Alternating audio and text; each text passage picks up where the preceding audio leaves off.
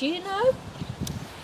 Just over there, there's a road sign. It says Church View. That's the name of these cottages here, these little houses.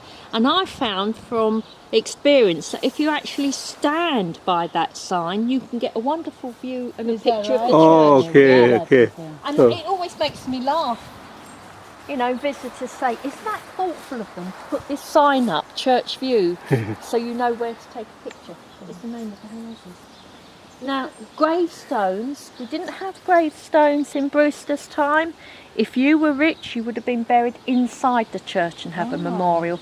Markers would have been wooden, but we tend to get gravestones from the 1700s onwards, late 1600s, 1700s. There is actually one just down there dating to 1776, and I always find that amusing that there's a gravestone here as old as America. Yeah. 1776. Right, now, hope I may have to wait.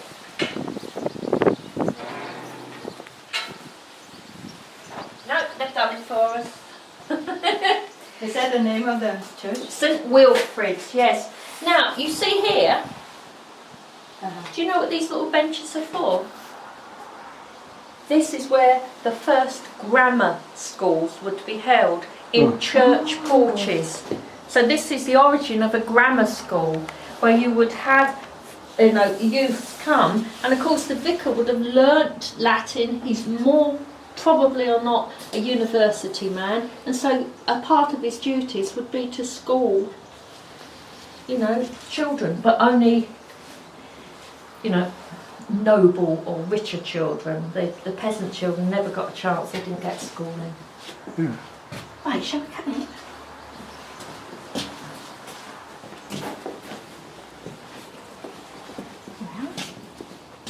It's a little bit bigger than one before. Yeah, but it's very plain. Can you see how plain it is? It's quite plain church. Look at the repair.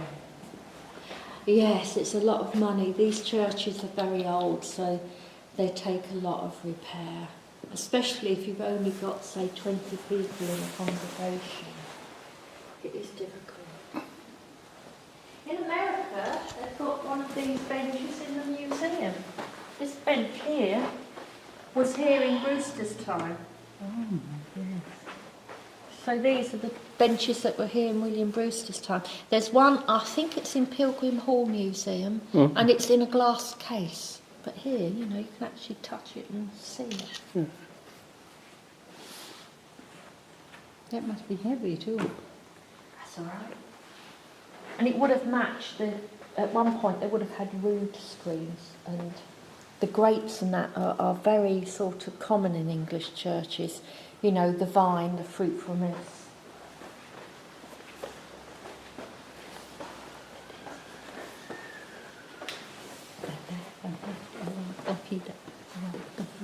Yeah, very common to have eagles in English churches, especially from sort of the Victorian era.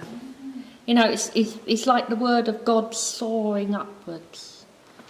what is in the book of Isaiah? Chapter what, I can't remember. So they became very popular, sort of in the Victorian era. There's this big revival, and you have these eagles. You get them in most churches, but I like them. They are good, and they work, don't they? You know, the arms out there, in a practical level. Right. So this is the church that William Brewster would have attended. Now there is a plaque at the end of the church left by the Mayflower Society saying that William Brewster was baptised in this church. We don't know that because the records don't exist. But he probably was. Certainly brought up in this village because just across the way there is Scooby Manor. Scooby Manor was a palace of the Archbishop of York. The Archbishop of York had an enormous see.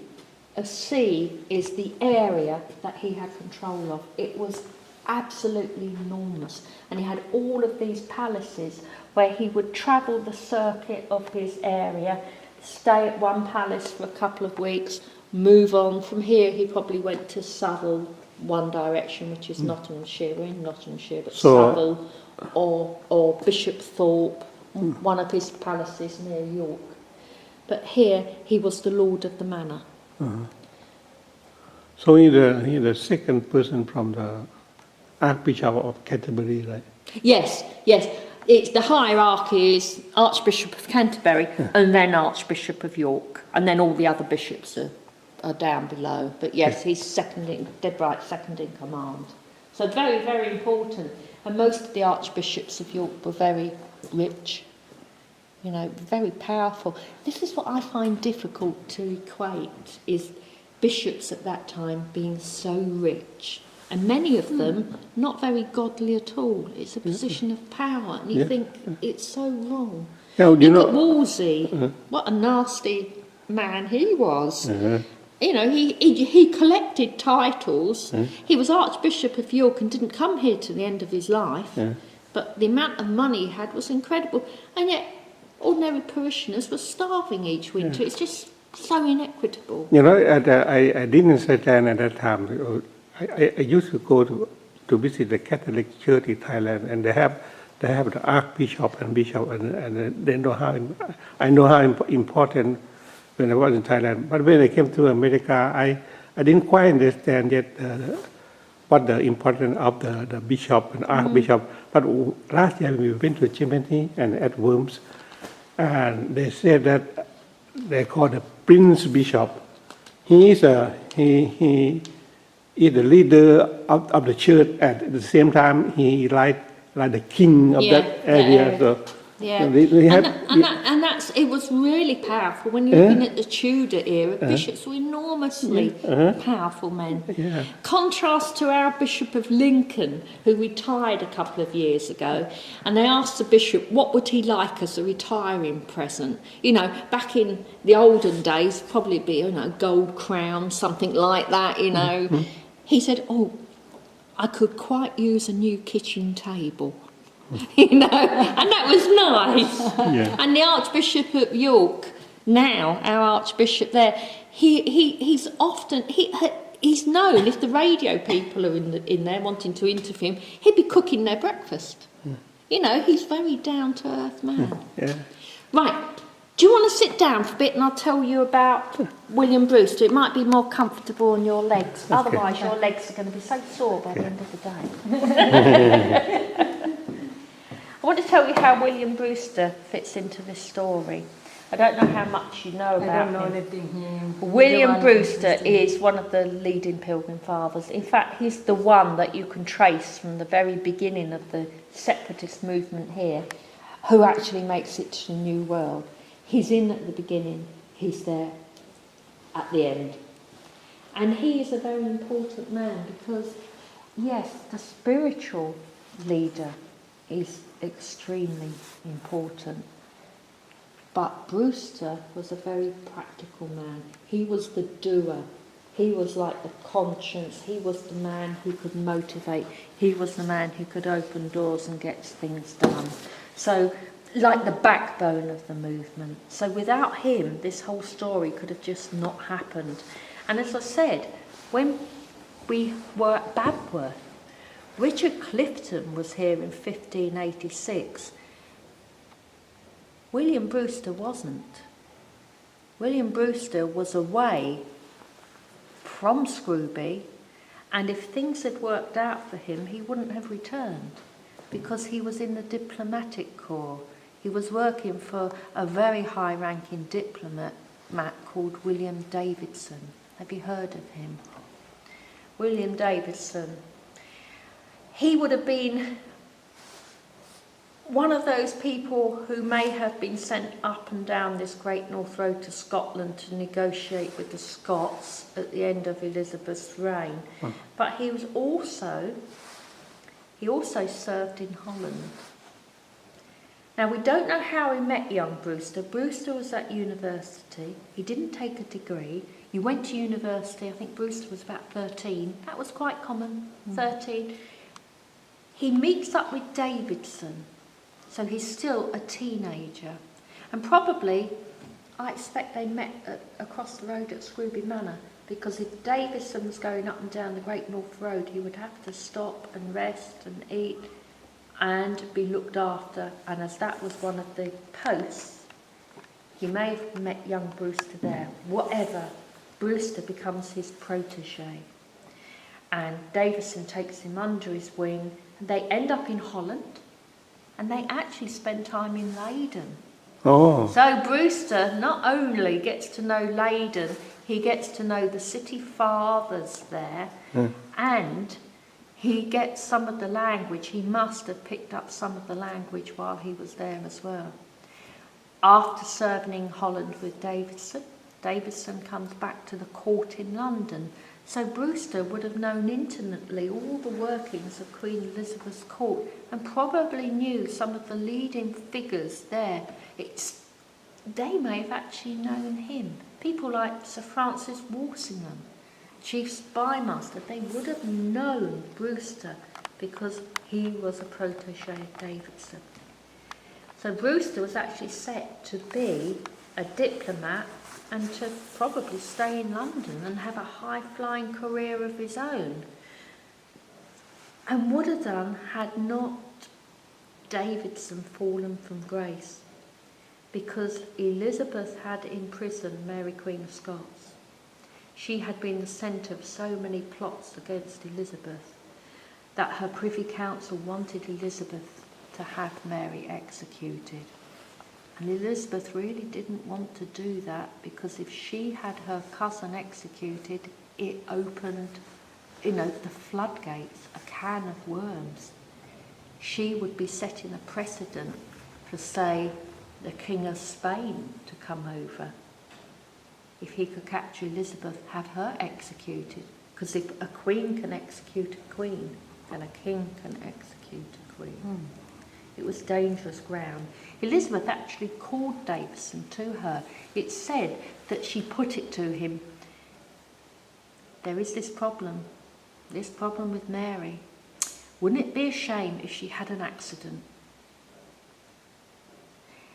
Perhaps she, accidentally fell down the stairs, or accidentally got poisoned, or the suggestion was there to do away with her quietly. And Davison, being a godly Puritan man, would not have any part of that.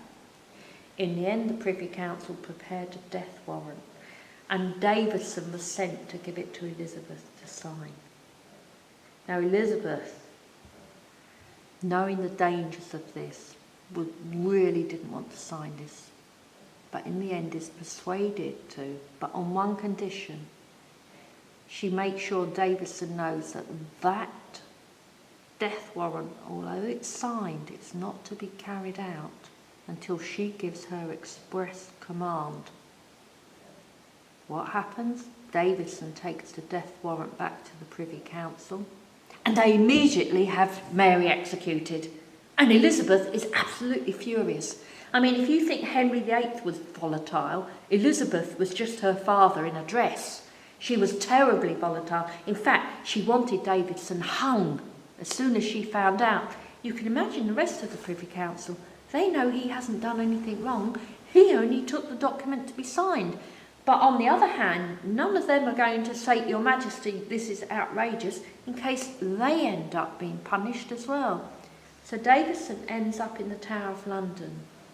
Now, in the Tudor times, if you had a master and they fell from grace, the first thing you would do would be, you'd be off to find another master. You would get as far away from your master who's fallen from grace. This shows what a man Brewster was, what sort of calibre of a man he was, because he stayed with his master. And in the Tower of London, in any prison in England, you had to have your food brought to you, you had to pay for everything. So whatever Davison needed, Brewster acted as his eyes, his ears, and his go-to person. He would even bring his food in for him. Meanwhile, Brewster's father up here, running the post and bailiff of the Archbishop's lands here at Scooby, was becoming ill. And as Davison is eventually released in 1588, you can imagine the conversation. Brewster knows by now that his father's really ill, reluctant to leave his master, but the master knowing that he has been served well by this young man and his duty now lies with his father. So he returns here, and for the last 18 months of his father's life, he's in charge of the post and the position of bailiff. I don't know, you have the word bailiff in America? Like a Somebody bond, who does something for a court. It's A not a very bond. high position. a bond or something like that. Yeah, like a bondsman, bailiff. But here, a bailiff was a very important position. Oh, really? It was, you were the Archbishop's deputy. When the Archbishop was away, you stood in his place. You know, you collected all the rents. You sorted out local disputes. You saw to the court, which would be held locally over in the manor. So it was a high position, a gentlemanly position. So, you know, it's not a menial job being a bailiff. In the Tudor era, we would call it bribery, but back then it was common practice to offer money for a position. You had a nephew who wasn't going to inherit anything and he was a bit useless. You went to, say, one of the government officials and say, oh, look, here's £1,000, will you give him a position doing so-and-so for life?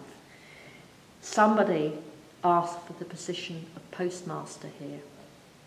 And so young Brewster realised that when his father died, the position of post was actually promised to someone else. If it hadn't been, he wouldn't have been here. So, if Davidson hadn't fallen from grace, Brewster wouldn't have been here. Brewster only, by the skin of his teeth, managed to hold on to the post after his father died, and that was only because Davison put in a good word for him, or Brewster wouldn't have been here. And if he hadn't been here, this whole enterprise may not have taken off. But he does come here, he hears Clifton, he's like-minded, and you have a congregation growing.